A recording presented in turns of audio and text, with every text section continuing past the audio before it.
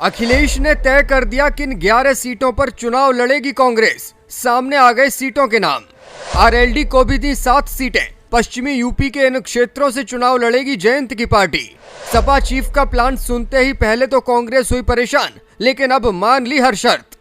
देखिए कौन कौन सी हैं ये 11 + 7 यानी कि 18 सीटें जिन पर चुनाव लड़ेंगे कांग्रेस और आरएलडी के उम्मीदवार। एक और बिहार में उठापटक जारी है। नीतीश कुमार भाजपा के साथ सत्ता में फिर से आने को बेकरार हैं। वहीं उत्तर प्रदेश में इंडिया गठबंधन के बीच सीट बंटवारे पर सहमति लगभग बन गई है। कांग्रेस के खाते में सपा ने 11 सीटें दी। इसके बाद थोड़ी हिला हवाली हुई, लेकिन आखिरकार कांग्रेस को सीट शेयरिंग का ये फार्मूला मानना ही पड़ा है। भले ही कांग्रेस का आला कमान इससे असंतुष्ट हो, लेकिन कांग्रेस जानती है कि उत्तर प्रदेश में उसकी आगे की राह समाजवादी पार्टी के साथ के बिना संभव नहीं है।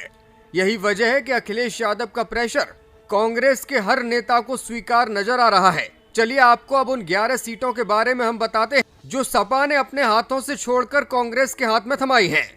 इसके बाद आपको आरएलडी की उन 7 सीटों के बारे में भी बताएंगे जहां से जयंत की पार्टी के उम्मीदवार ताल ठोकेंगे।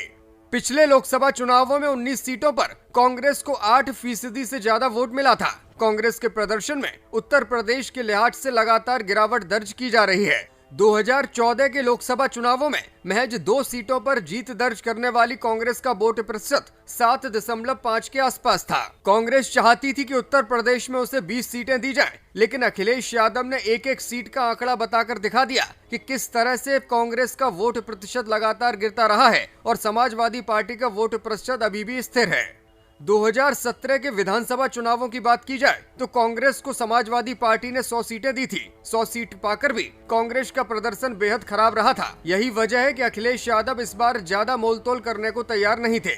चलिए अब देर न करते हुए एक एक करके सारी सीटों के बारे में आपको बताते हैं जहां से कांग्रेस के उम्मीदवार चुनावी मैदान में कूदेंगे। सूत्रों के मुताबिक रायबरेली, अमेठी, प्रतापगढ़, वाराणसी, कानपुर, गाजियाबाद, इलाहाबाद, सहारनपुर और मुरादाबाद सीटें कांग्रेस के खाते में गई हैं। 2 और सीटों पर अभी बातचीत चल रही है। पूर्वी उत्तर प्रदेश की ज्यादातर सीटें सपा के पास रहने का अनुमान है। उन्नाव, संत कबीर नगर, अकबरपुर, सीतापुर और मिर्जापुर की सीटों पर सपा की ही दावेदारी बनी रहेगी। बात की जाए जयंत चौधरी की पार्टी राष्ट्रीय लोकदल की, तो फिर पश्चिमी उत्तर प्रदेश की कुछ सीटों पर आरएलडी जल्द ही अपने प्रत्याशियों का ऐलान कर सकती है।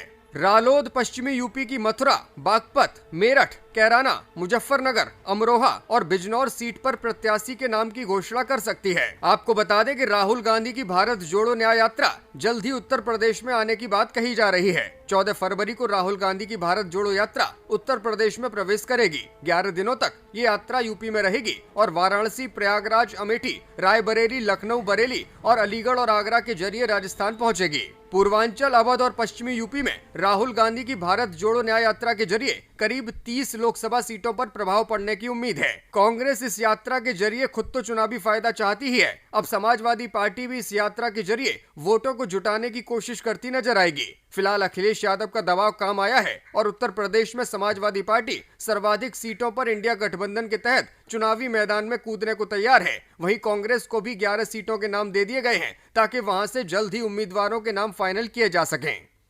ब्यूरो रिपोर्ट, मीडिया हलचल।